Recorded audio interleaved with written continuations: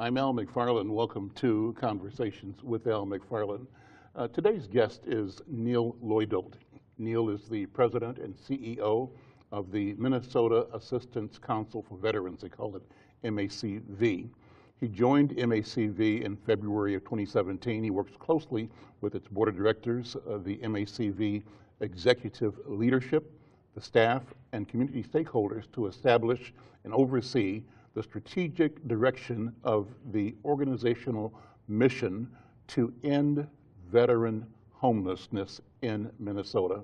Now, since assuming leadership, Neal has raised the public profile of MACV and the needs of homeless veterans while strengthening community support. This has led to innovative partnerships with housing developers, corporations, foundations, and media that bring MACV closer to achieving its mission.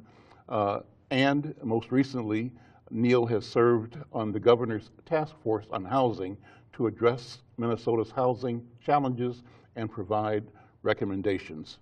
His passion for serving veterans grows out of his personal military service. In 2017, he transitioned to MACV from full-time employment with the Minnesota National Guard.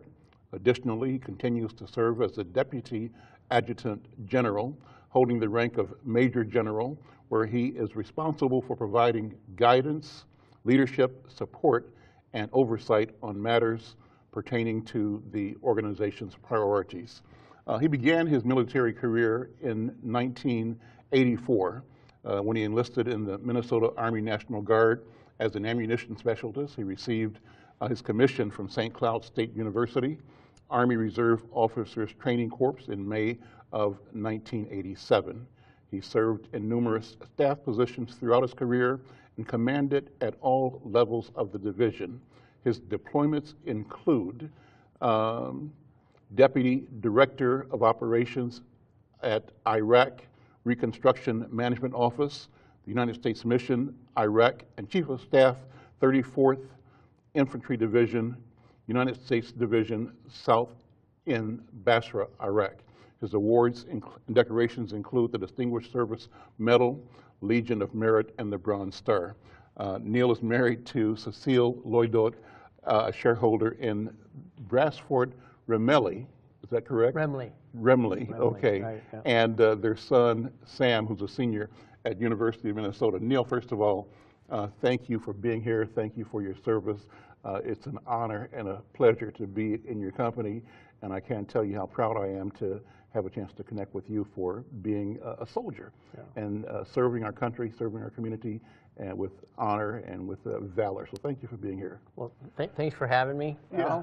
Thanks for your service as well. And if I could say, I sure hope that my mom gets to watch this, because that is by far the finest introduction I think I've ever had. And well, so thank you for that. I hope she's watching. So this is being streamed live on Facebook. It'll be available on Facebook at the Insight Facebook page, and we're producing television shows that will be presented on SPN TV in St. Paul and MTN TV in Minneapolis. And this will also be a radio program on KFAI radio. So we're using a variety of modalities to communicate, to tell this important story.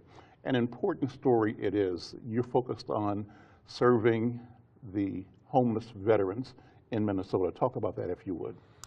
You know, we are a statewide organization, offices in Duluth and Mankato, and a presence in St. Cloud, and then outreach in the western half of the state where it can be so difficult, you know, to have a permanent presence. The challenge is great in Minnesota with over 350,000 approximately veterans in Minnesota. You know, Wilder estimates about 4,000 homeless veterans over the period of a year's time. For us, that means about 1,600 veterans that we helped in 2018 with housing services, employment services. You've got to be able to sustain your rent. You can't just have somebody help you, and so the job component is a really significant piece. And we maintain just a wonderful volunteer network of lawyers throughout the state who will, on a pro bono basis, help us resolve small issues for veterans that keep them from stable housing, things like fines, fees, evictions, loss of driver's license, etc. Those are items that make it terribly difficult for you to get your feet back under you again. What are you finding are the major challenges facing veterans, particularly those that have found themselves homeless? Is there a ranking or an order that you've discovered shows up in their experience? Well, in about equal thirds of the veterans that we serve have either a physical disability, a psychological challenge, or an addiction. And unfortunately, a number of them have two. And so a combination of those can make it difficult for you to navigate sort of the normal rental landscape. You know, in the metro area right now, there's just a 1% vacancy rate, meaning landlords can be selective, and it's their right to do so, on tenants that they might take in. And so if you've got a long list of problems in your past and you're not necessarily always the best tenant, it can be really difficult on your own for you to secure that housing. And so that's what our case managers do. They help veterans get aligned with housing. They try to help them work on whatever issues they may have that created a problem for their past housing, and put them on a long-term sustainable path for the future.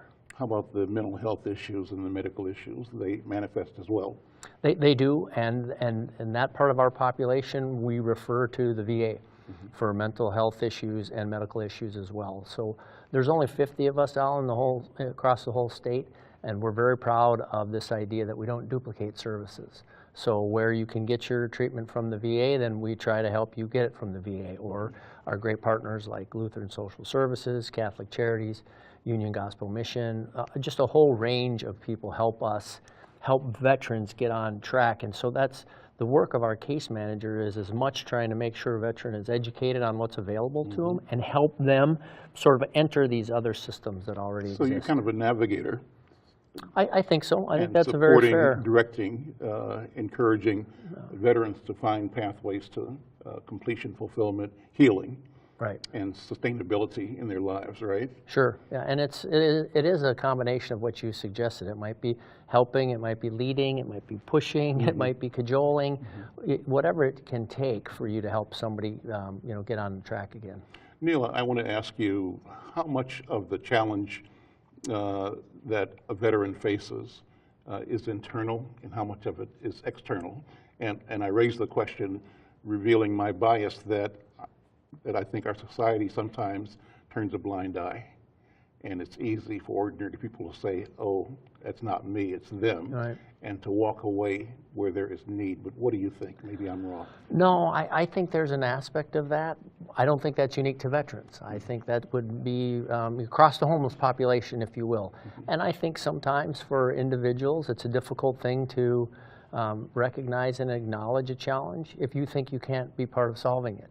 And so maybe sometimes, I don't know what's in other people's minds and hearts, but maybe sometimes you think, if I don't see it, then there's not an obligation for me to be able to do something. But certainly we do know this, whether it's veterans or the homeless population at large, dealing with it on the right-hand side after the episode of homelessness is significantly more expensive. It's a significantly greater challenge, and it's harder on the individual than if we could get to the left and try to help people stay where they're at, or maintain their dignity and respect, or not find themselves in a homeless situation.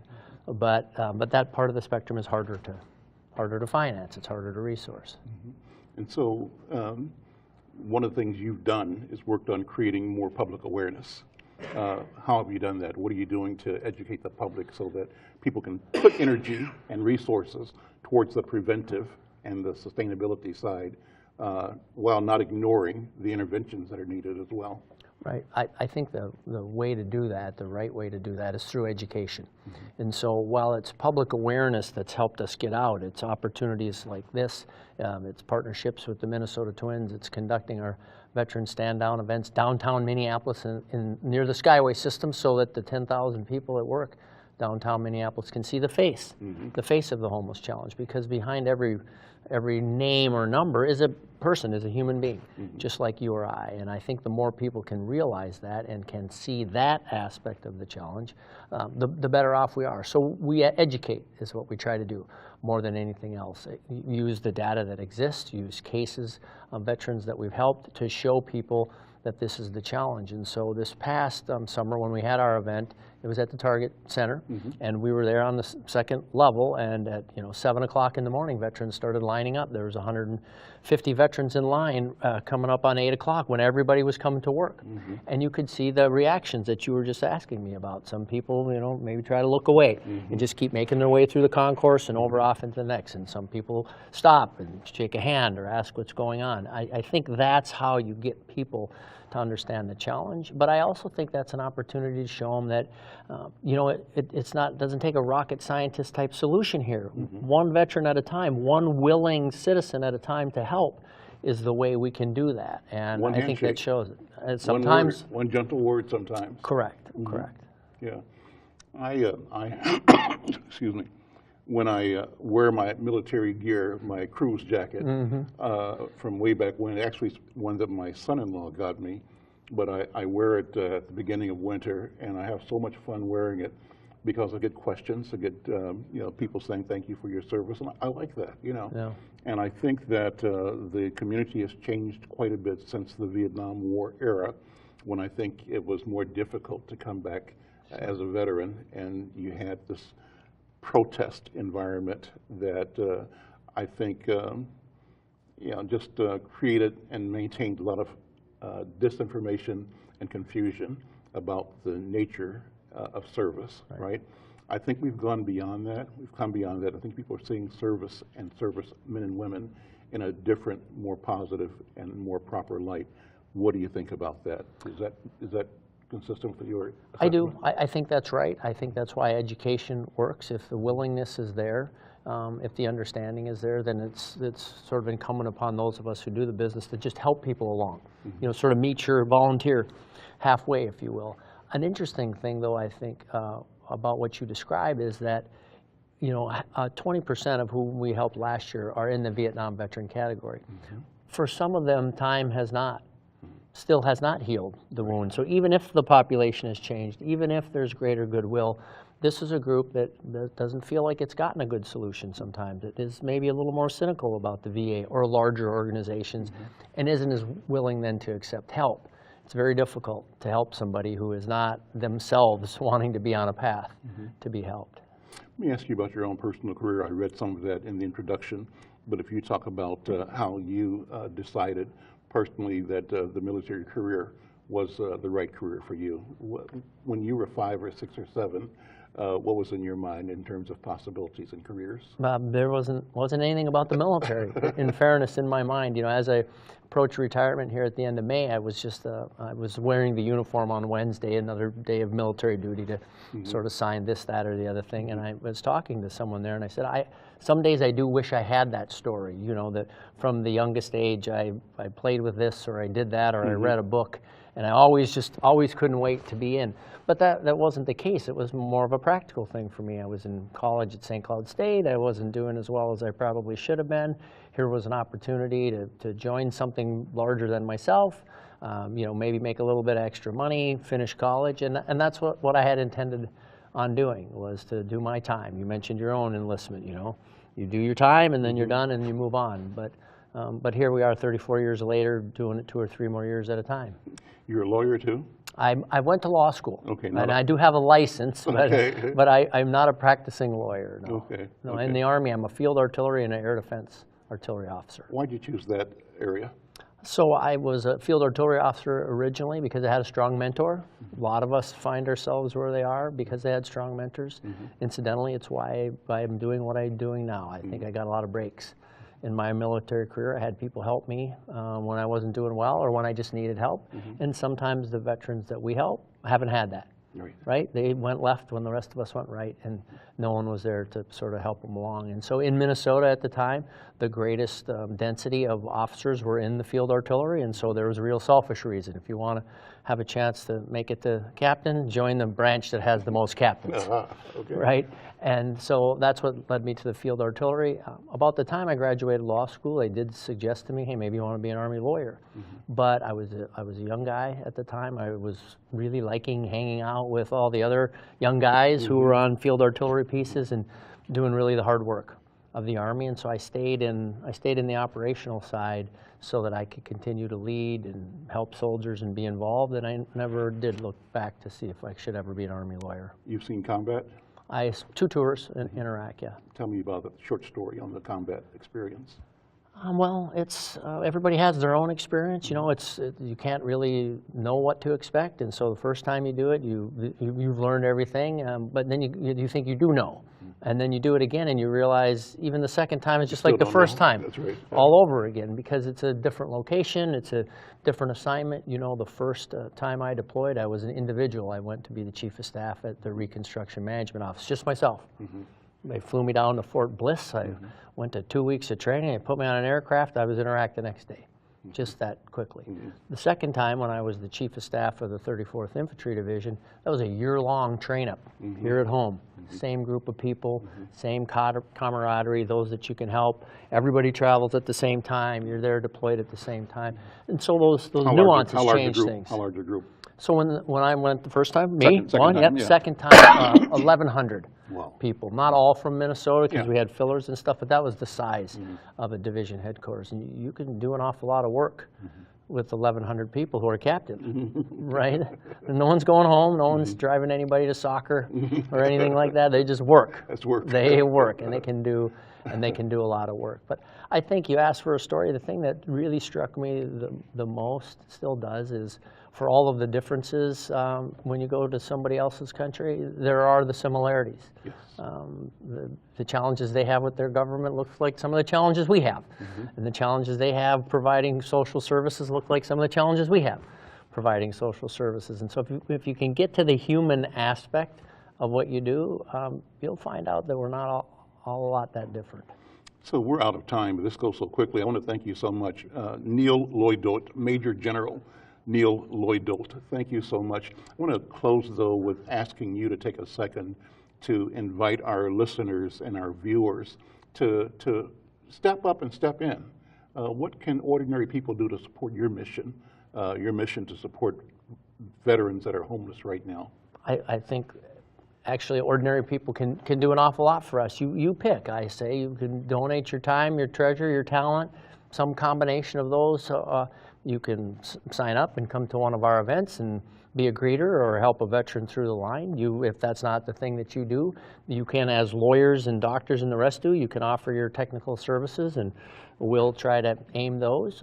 You can send us $25 or $5 or $2, or you can do like a lot of our great partners do and provide that particular service. You know, we're working very hard right now with Comcast to take their Internet Essentials program and align that with low-income veterans. Awesome. I mean, anymore you can't really navigate the system if you don't have some digital literacy and some connection. And so it's probably a pretty small thing for Comcast. It makes a big difference for us, and all of those little things for other people, you know, add up to help us get to the end of veteran homelessness in Minnesota. General, thank you so much. Thank you very much, Al. All right. I'm Al McFarlane. This is Conversations with Al McFarlane. I'll add a caveat here. You know, I've been talking and advocating for the African American community that we, again, encourage our young students and children who are potentially inclined to look at military service. I think it's a great thing. It's a way to serve our country, serve community, but the benefits of serving are awesome. They're tremendous. And so I want to take a minute to, again, invite you to pay attention as parents, as brothers, sisters, mentors, but encourage our own to step up and to be supportive of our country and freedom. Thank you. Thank you, Al. All right.